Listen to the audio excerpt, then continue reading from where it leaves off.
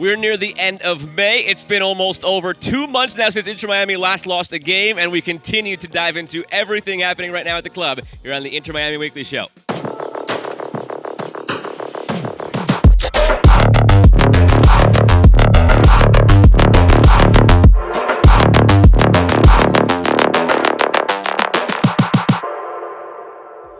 Yeah, back here at Chase Stadium, where the team will be twice this week for a double home match week. With Kieran Gibbs, I'm Joe Malfa. And Kieran, those streaks I mentioned, it's 10 matches unbeaten. It's 5 unbeaten on the road.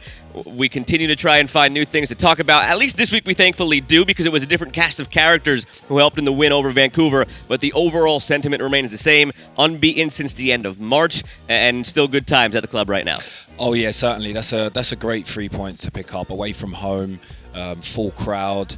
You know what the atmosphere is like at these games at the moment where Miami are playing. But it was a really good performance. I thought that one of the standout things for me was the way that they defended in their final third. I thought the way they defended the width of the goal, those cutback passes that Vancouver were making. I thought the defensive positioning of the back four and certainly Yannick Bright really stopped Vancouver from causing problems. And then on the offensive, you know, we just had some top performances from Campana, Robert Taylor, Rojas again I thought was bright. And yeah, it's another game with key players missing, but those boys that came in really stepped up and they continue this unbeaten run. They really look in good form right now. Let's get into the highlights now from that game against Vancouver. There were plenty of opportunities both ways for each of these teams, but it seemed from the jump here and that Inter Miami, even without Suarez, Busquets, and Messi, had the better of the control of these two teams, especially on the road. They did. They settled into the game really well, and I put it down to just more consistency and experience in going to these games at the moment. And they really settled into the game strongly, I thought. Did it seem like there was any lack of chemistry between some of the guys, or did they come together nicely, the likes of Taylor, Campana, and Rojas, for the first time really forming that trio up top?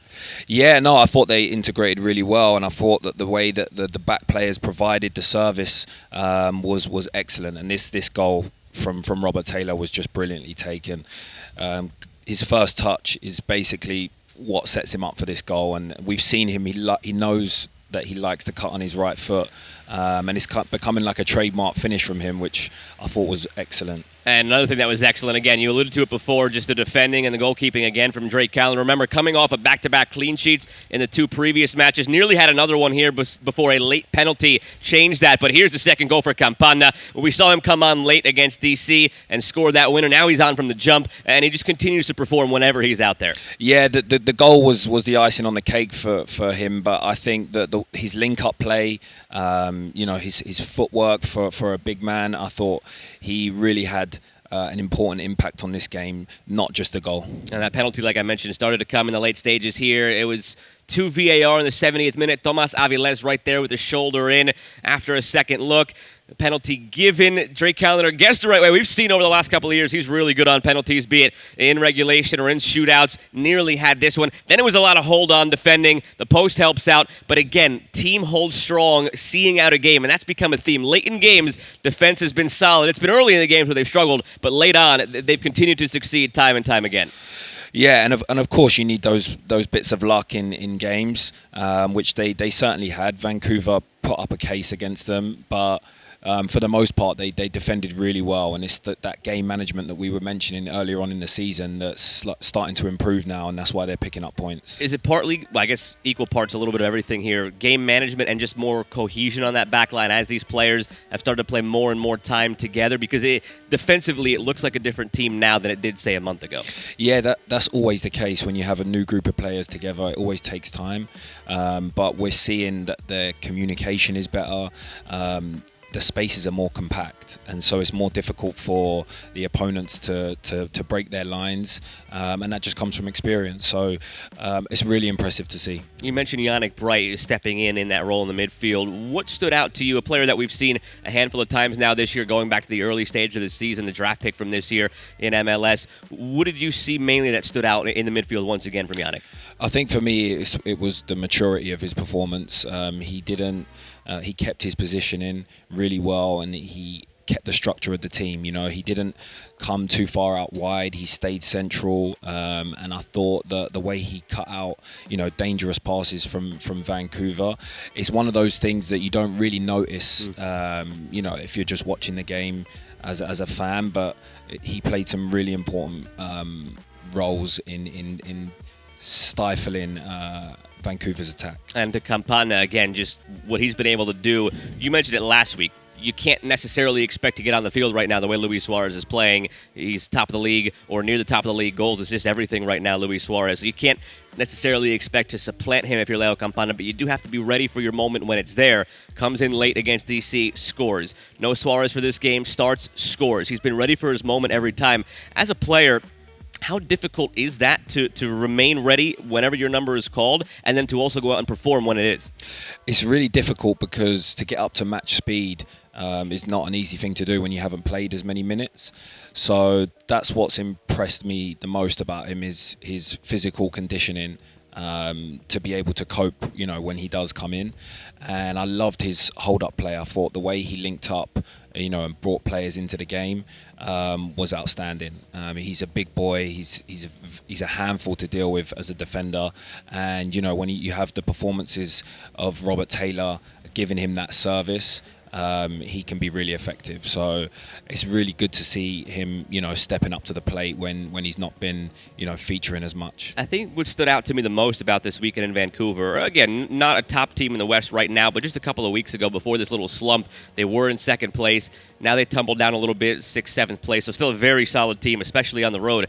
To do that without Messi, without Busquets, without Suarez, knowing that going forward, you might miss some guys from the roster, not necessarily Busquets and Alba, they've retired from their international duties, but you may miss Suarez for Copa America. You're going to miss Messi for Copa America, among others. Earlier in the year, when guys were missing, think back to that Red Bulls game and a couple of others, when those guys were missing, the results weren't there. Now to go on the road and get this result with players missing, what does that do for the psyche of the group, knowing that you're going to come into a time of the year now with Copa America and other tournaments where you might be missing them and you still have to get it done? What does it do mentally to get that win in Vancouver? Well, it's good for the players. It's also good for the manager, you know, to know that he can trust the players that need to come in when there's going to be absences will be amazing for him. You know, he knows that he's going to come up at really testing times coming up in the season, and he needs a squad of players ready to take it. So these are great signs that, you know, obviously we want the strongest players playing all of the time, but you don't have that luxury, and to put in these types of performances really shows that you're getting a real team gelling together. And to fill out the roster the way they did, Carmichael signing another draft pick from last year, Yannick Bright again starting, Redondo's back now healthy, Kramaski's more than back healthy now. It's been a little while since he's come back.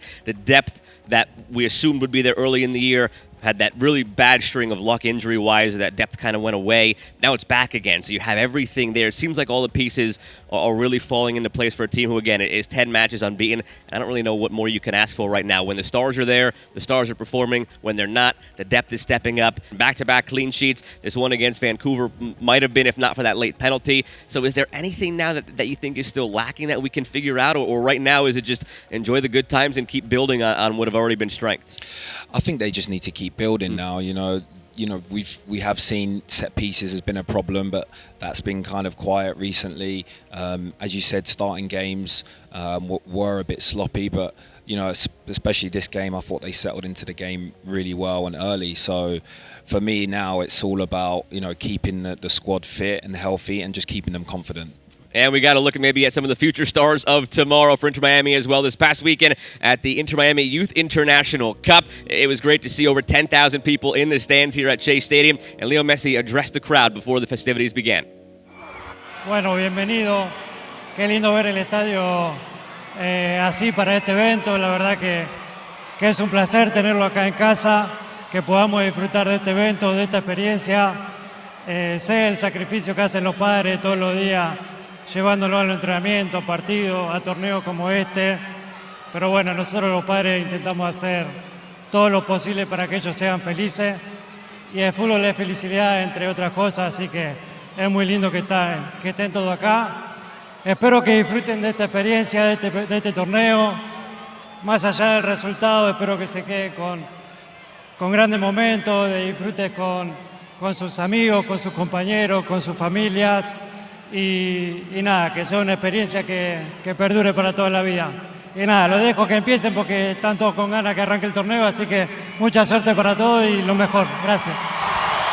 Yeah, the Youth International Cup was great to see this past weekend. It was just a celebration of youth soccer. Participants from U9 up to U19. Players on the teams got to take a picture with Leo Messi's 8th Ballon d'Or trophy, tour the facility the kids got to do, as Suarez and Messi escort the U12 team out onto the match for the opening match between Inter Miami's U12 and Orlando's U12, ended in a 1-1 draw. And overall, tournament just featured high-level competition for boys and girls team across the state of Florida, the U.S., and internationally. 4 levels of competition at MLS Next from U13 to U19. All around, just a great thing to see here at the stadium as the club continues to press into all of the youth initiatives. And again, it might not be long, Kieran, before we see some of these kids out on the field. You talk about the likes of Kravaski and Ruiz and all the other kids that have come through.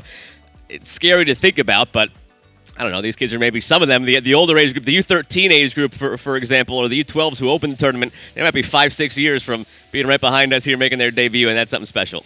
It's amazing to see. I mean, how lucky would you feel as a 12-year-old having Messi and Suarez walk you out to a game that you're going to play? It's what a moment for them, you know, such a proud moment, and also just highlights the importance of youth football in America. I like that Messi said that, you know, the importance of enjoyment, you know, rather than the outcome. I think that, you know, with youth football here, there's so much room for growth, and to shed light on it in that kind of way was really inspirational for a lot of kids in South Florida, but also the US. So it was amazing to see. And we go from the kids back to the adults this week in a double match week at home here for Inter Miami. Wednesday night at home against Atlanta, Saturday at home against St. Louis. So they will continue to put that unbeaten streak on the line. It's up to 10 games now, Kieran, and you like to see the teams coming in, what sort of form they're in. It's another couple of games here where Inter Miami could pick off, you're hoping, 6 points. Atlanta's coming in having not won a game since the end of March. It seems like it's difficult times right now for that group, and you don't know which way they're going to go player-wise. Between Almada and Giacomakis, there's been rumors of those two both possibly leaving Atlanta. There's been a lot of chatter about Gonzalo Pineda's job as the head coach of Atlanta, so it's a difficult time right now for that club coming in Wednesday, a club that on this field got thrashed by a few goals in Leagues Cup against Inter Miami last summer. And then on the weekend against St. Louis, a team that finished top of the Western Conference last year, but they've lost 3 straight now, and they're right hovering around that playoff line in the West. So as a player, how aware of that are you, that you have 2 teams coming in who are both struggling right now? Meanwhile, you're on a 10-game unbeaten streak. I mean, you're certainly aware of it, but I think for me, these games are the games where you want to double down. You know, you don't want to take no prisoners, because at any moment the team's form can change. And actually, even though with the form Miami are in, we're expecting them to pick up the win, it's not as easy as that. So the last thing you want to do is get complacent and just focus on what the boys have been doing, and as I said, focus on the positives of the performances in recent games and just hone in on it. So yeah, I'm still expecting the boys to you know, come away with strong performance and at least a win, but they have to stay focused. You say at least a win. Do you come into this week as a player with a target, hey, let's get 4 out of 6 points, or in your mind is it just win every game, 6 out of 6, or do you come in with a target? No, I think focusing on the performance first is the best way, especially when you're in this form. You don't want to let go of good habits that you're in. If you focus on that, the wins will come. And similar question to that, how aware of you or are you of what Cincinnati is doing right now? You've probably been in that position as a player where you have all these results, unbeaten in 10, not much more you can be doing right now.